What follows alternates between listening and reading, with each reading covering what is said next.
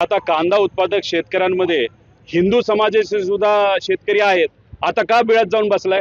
जरा बिळाच्या बाहेर आहे. आज इथल्या शेतकऱ्याला काय मदत करायची नाही का? एखादा धार्मिक विषय त्यात सुद्धा ध्रुवीकरण करून फायदा करण्याची वेळ येते तेव्हा मात्र नाचायला तुम्ही त्या ठिकाणी येता. इथं मात्र आमचा शेतकरी अडचणीत असताना, महिलांवर अत्याचार होत असताना, हिंदू महिला आणि सर्व जाती धर्माच्या महिलांवर अत्याचार होताना तुम्ही गप्प बसता. छत्रपती शिवाजी महाराजांचा अवमान तो भोंदू बाबा बागेश्वर तिथं करतो, तुम्ही गप्प बसता.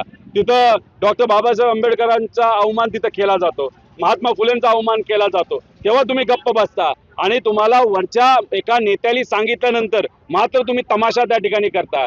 तुम्ही जे काही बिळात जाऊन लपताना तुमची तिथं वैचारिक उंची कुठेतरी आता आम्हाला कळलेली आहे. तुम्ही बिळातच जाऊन बसू शकता, तेवढ्याच गोष्टीत तुम्ही मावू शकता. रस्त्यावर गरिबासाठी लढण्याची तुमची भूमिका आणि तुमची नियत आज भाजप बरोबर तुम्ही असल्यामुळे नाहीये. त्यामुळे उगाच राजकीय पतंग उडवण्यापेक्षा रस्त्यावरून लोकांसाठी लढलं तर आम्ही सुद्धा तुम्हाला त्या ठिकाणी मानू.